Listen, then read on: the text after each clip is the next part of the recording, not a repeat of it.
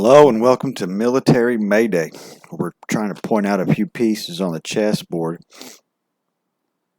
We're going to do something a little different today. I'm going to change up and just do 2 or 3 articles instead of trying to do a barrage of like 10. I just don't have the time to get through them and whatnot. And I got something to say about some of the videos that are coming out with the Israeli-Palestinian war conflicts.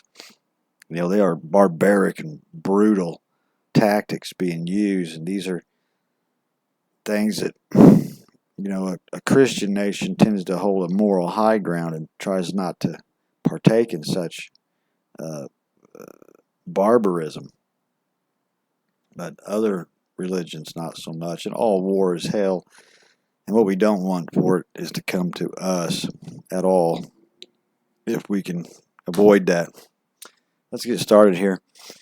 Hamas declares Friday, October 13th, as General Mobilization Day for Al-Aqsa Flood Operation, urges West Bank, Jerusalem Palestinians to join massive rallies and confront Israeli soldiers. On October 10, 2023, Hamas issued a statement designating an upcoming Friday, October 13, 2023, as a day of general mobilization for the Al-Aqsa Flood operations. In the statement, it urged Palestinians in the West Bank and within Israel to participate in large-scale rallies and confront Israeli soldiers at every opportunity. Extending its call to Palestine's Arabs, Muslims, and advocates of freedom worldwide, Hamas exhorted them to dedicate this coming Friday as a day of unwavering support to expose the corruption and earn honor of taking part in defending Al-Aqsa Mosque.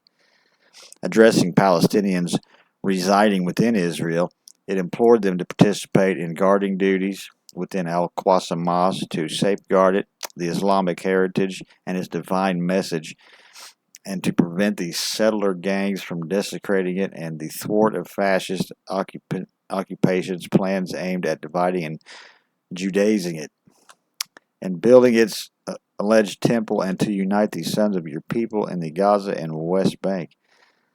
Additionally, the statement called upon Arabs, Muslims, and Palestinians in refugee camps worldwide to converge in massive gatherings near the borders of Palestine, showcasing their unwavering solidarity with Palestine, Jerusalem, and Al-Aqsa.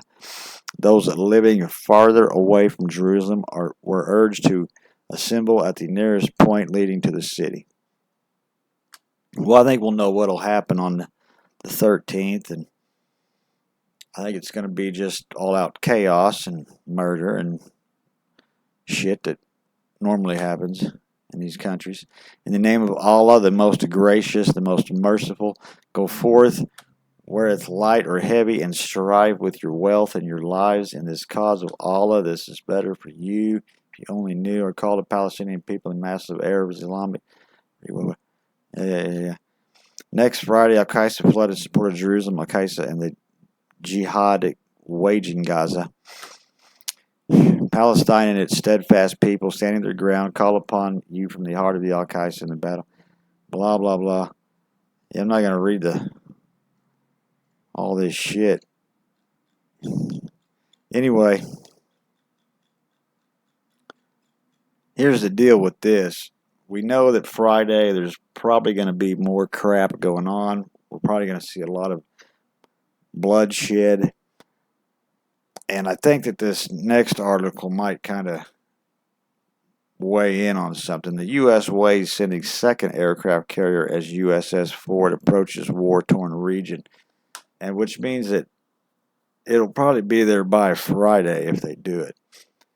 Defense officials are reportedly considering whether to have the USS Dwight D. Eisenhower relieve the USS Gerald Ford in the Mediterranean, or if both ships should be stationed amid the escalating violence. The U.S. is reportedly considering deploying a second aircraft carrier to waters near Israel, possibly increasing the efforts to warn other countries from trying to exploit the Middle Eastern nations' escalating war against Hamas. White House said Monday the supercarrier USS Gerald Ford was sent to eastern Mediterranean Sea to warn enemies of Israel against thinking they can or should try to seek advantage from the current situation. The Wall Street Journal reported Tuesday U.S. Defense Officials are now weighing sending another carrier to help deter other nations for joining the war. That good-looking thing. That's a badass.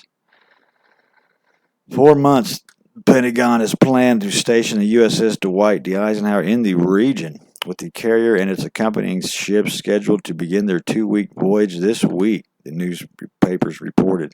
The Ford, the largest warship ever built, and its accompanying ships are anticipated to arrive on Tuesday. Officials are now considering whether to have the Eisenhower relieve the Ford upon its arrival, a standard Navy practice, or whether both should remain in the Mediterranean, given the war between Israel and Hamas. Gee, I wonder what they're going to be doing. I know what I would do. I would already had two sitting there, not on their way, but personally, that's me. National Security Council spokesperson John Kirby said Monday the decision to deploy Ford is intended to send the unequivocal message to any actor or nation state not to get involved in Hamas attacks on Israel, and it'll probably work. The statement appeared to be a reference to Israel's rival Iran and its Lebanese proxy Hezbollah, which has exchanged fire with Israel in recent days. Yeah, I don't think it's not to kind of show Russia we can move in another, 4 and still have, how many? We still have about 7 left all over the other. We got a bunch of these super carriers. Kirby also said we haven't seen tangible evidence that Iran was directly involved in participating in our resource planning these sets of complex attacks. Kirby remarks contradicted a previous journal report claiming Iran helped to plan and coordinate the Hamas attacks, but Kirby said officials cannot corroborate the reporting in the Wall Street Journal. Yeah, I bet. The U.S. has plans to possibly evacuate thousands of American citizens in the region, and fighting between Israel and Hezbollah leads to an invasion of Lebanon, as the Messenger first reported Monday. With its arrival, the eastern Mediterranean Sea on the Tuesday, Ford could assist with any possible evacuation. As of Tuesday morning, 1,700 people had died in the war in Israel, including 11 Americans, more than 1,000 Israelis reported killed in Hamas attacks, 700 Palestinians dead in the Israel bombing of Gaza. The Israel military has also reported discovering the bodies of 1,500 militants in its territory. Yeah, so that's exactly what they're going to do, and it's going to work. Make no mistake about it. Maps show Russian gains as Putin's troops encircle Avdiivka. I'm going to show you this map. Now, right here, this is Avdiivka. All the red behind this solid red border is all pretty much Russian-controlled Ukrainian areas, and this is up into this dotted red. This is where they're pushing into and pretty much have control of. The white here is the rest of Ukraine.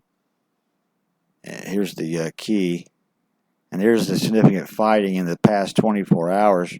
Here's what they're talking about, and I'm guessing that's a very vital place. But these are all being pretty much in the last 24 hours, fighting has gone on. So while all this shit's happening in Palestine and Israel, you've got all this shit happening over here. It's perfect for let's say, Putin or even Zelensky, depending on how you look at things. Thought this was pretty. Every day we are making headway in the Bakhmut sector. Yvish continued. We're talking about hundreds of meters at a time. We're liberating from our enemies and strengthening our positions. It is, however, too early to talk about achieving concrete goals. Yeah, you bet it is, because it don't look to me like you're taking much unless you use all the military munitions that U.S. is giving you, and you better start. And Russia could just be playing and pulling back and pushing forward, pulling back. I mean, it's all war. Listen, if you enjoyed this content, why don't you smash that like button? Why don't you subscribe to me? I got more coming. I'm going to, add more stuff and do some things. Anyway, toodaloo.